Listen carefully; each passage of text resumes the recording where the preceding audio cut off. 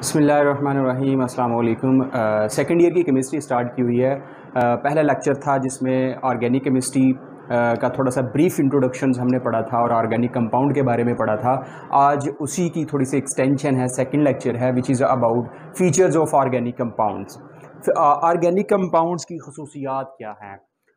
इसकी सबसे पहली जो खसूसियात है वो इसका peculiar nature of carbon. Carbon का मुनफरिद होना, इसको बोलते हैं peculiar nature of carbon. 118 element हैं ऑलमोस्ट पीरियोडिक टेबल में, उन सब से जो मुख्तलिफ एलिमेंट है वो है कार्बन। अब ये क्यों है? फर्स्ट ऑफ ऑल तो आपको ये पता होना चाहिए कि कार्बन जो है वो पीरियोडिक टेबल के कौन से ग्रुप से बिलोंग करता है। Carbon belongs to 4th A group. उसमें कार्बन है, सिलिकॉन है, जर्मेनियम है, टिन है एंड लेड है। अच्छा, उसके बाद carbon forms a large number of OC। OC means organic compounds.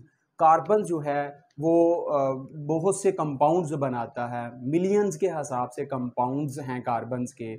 अब ये क्यों है, और इसी का एक क्वेश्चंस भी पूछा जाता है आपके बोर्ड के एग्जाम्स में। Why carbon forms a large number of organic compounds? The reason is its catenation property. अब व्हाट इज कैटिनेशन?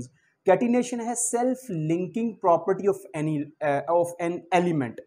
किसी एलिमेंट की जो खुद के साथ बांड बनाने की खसूसियत है उसको बोलते हैं catenation. For example, carbon carbon के साथ सिंगल बांड बनाकर एक लॉन्ग चेन बना सकता है, ठीक है। इसी तरह कार्बन ब्रांचेस में अटैच हो सकता है। इसके अलावा कार्बन रिंग की फॉर्म में भी एग्जिस्ट करता है। कार्बन 3 कार्बन इस तरह रिंग बना सकते हैं। इसी तरह कार्बन 4 कार्बन मिलकर एक रिंग बना सकते हैं। सो ये जो सेल्फ लिंकिंग प्रॉपर्टी है कार्बन की, इसको बोलते हैं कैटिनेशंस। यहां पर एक बड़ा ही इंपॉर्टेंट क्वेश्चन है, ये कहा जाता है जी कैटिनेशंस बिलोंग्स टू कार्बन ओनली। ये ऐसा नहीं है। सिलिकॉन भी कैटिनेशन शो करता है, इसी तरह कुछ और एलिमेंट्स हैं, जर्मेनियम है, ऑक्सीजन है, ये कैटिनेशन शो करते हैं लेकिन बहुत कम। जो मैक्सिमम कैटिनेशन शो करता है वो है कार्बन। अच्छा, इसी तरह इसकी जो सेकंड रीजन है कि carbon large number of organic compounds क्यों बनाता है, पहली है कैटिनेशन, सेकंड है carbon stable single double and triple bond बनाता है। कार्बन कार्बन के साथ सिंगल बॉन्ड बना सकता है, कार्बन के साथ डबल बॉन्ड बनाता है, कार्बन कार्बन के साथ ट्रिपल बॉन्ड बनाता है। इसी तरह carbon hydrogen, oxygen, phosphorus, sulphur, nitrogen और हैलोजन के साथ भी बॉन्ड बनाता है। ये दो रीजंस हैं जिसकी वजह से carbon large number of organic compound बनाता है। ये इसकी पहला फीचर था जी ऑर्गेनिक कंपाउंड का। सेकंड है नॉन आयोनिक कैरेक्टर। अच्छा, इसमें देखें कार्बन जो है, कार्बन एक नॉन मेटल है। कार्बन की इलेक्ट्रोनेगेटिविटी की जो वैल्यू है वो 2.5 है। कार्बन के वैलेंस शेल्स में जो इलेक्ट्रॉन्स की तादाद है वो 4 है। अब इसका मतलब क्या है? इसका मतलब यह है कि कार्बन या तो अपने 4 के 4 इलेक्ट्रॉन्स लूज करके स्टेबल हो सकता है या 4 इलेक्ट्रॉन गेन करके वो स्टेबल हो सकता है। जो फिजिबिलिटी है वो यही है कि कार्बन कार्बन किसी दूसरे एलिमेंट के साथ शेयरिंग करके इलेक्ट्रॉन्स की बांड बनाता है, जिसकी वजह से जो कार्बन कार्बन के दरमियान बांड बनता है वो कोवलेंट बांड बनता है। इसीलिए जो ऑर्गेनिक कंपाउंड हैं वो सारे के सारे नॉन आयोनिक हैं एंड दे आर जनरली क्या है, covalent in nature because of the covalent bond present in carbon atoms. अच्छा, थर्ड जो फीचर्स है वो है complexity of organic compound. Organic compound बहुत पोचीदा होते हैं, कॉम्प्लेक्स होते हैं। इसकी मैं छोटी सी एग्जांपल्स है जो आपकी बुक में गिवन है। एक है स्टार्च और दूसरी है प्रोटीन्स। अब स्टार्च का जो मोलेकुलर फार्मूला है वो C6H10O5 और यहाँ पर N है। ये जो N है इसका मतलब है N सेवरल थाउजेंड्स हो सकते हैं, बेशुमार N के बेशुमार थाउजेंड्स के हिसाब से ये वाले मॉलिक्यूल्स आपस में मिलते हैं और स्टार्च का फार्मूला बनता है। सेकंड है प्रोटीन। अब प्रोटीन का जो मोलेकुलर मास है इसकी रेंज देखें, ये थाउजेंड से मिलियंस की तरफ जाता है। इतना बड़ा मॉलिक्यूल्स है और ये बड़े कॉम्प्लेक्स होते हैं जिसकी वजह से organic compounds are large and structurally more complex. Fourth जो प्रॉपर्टी है वो सिमिलैरिटी इन बिहेवियर है। देखिए कार्बन ऑर्गेनिक कंपाउंड्स मिलियंस के हिसाब से इन्वेंशंस हो चुकी है उनकी, इतने ज़्यादा ऑर्गेनिक कंपाउंड्स हैं, वहाँ से हर एक ऑर्गेनिक कंपाउंड को आइडेंटिफाई करना, डिस्कस करना उसकी property, it's a tough job. इसीलिए ऑर्गेनिक इनके जो बिहेवियर में सिमिलैरिटीज है ये बड़ी कारआमद है। उसमें सबसे पहली जो प्रॉपर्टी है, जो मेन फीचर है इसका सिमिलैरिटी का, वो है होमोलोगस सीरीज या होमोलोगस सीरीज। अब ये एक सीरीज एक ऐसी सीरीज है जिससे आप अगर एक कंपाउंड ऑर्गेनिक कंपाउंड को डिस्कस कर रहे हैं तो उसकी सारी की सारी फैमिली की वही प्रॉपर्टीज होंगी। अब सबसे पहले होमोलोगस सीरीज होती क्या है? A group of compounds which are structurally alike, उनका स्ट्रक्चर सेम होता है, and have same chemical properties. Structurally भी वो सेम होते हैं और उनकी केमिकल प्रॉपर्टीज भी सेम होती है, और ऐसी सीरीज को बोलते हैं होमोलोगस सीरीज या होमोलोगस सीरीज। इसकी एग्जांपल्स मैंने दो लिखी हैं, CH4 C2H6 C3H8 C4H10 C5H12। अब ये जो फैमिली है ये फैमिली अल्केन की फैमिली है, ये अल्केन है। इसके बाद सेकंड जो एग्जांपल मैंने लिखी है वो अल्कोहल की है, CH3OH C2H5 methyl alcohol, ethyl alcohol, propyl alcohol, ये अल्कोहल की फैमिली है।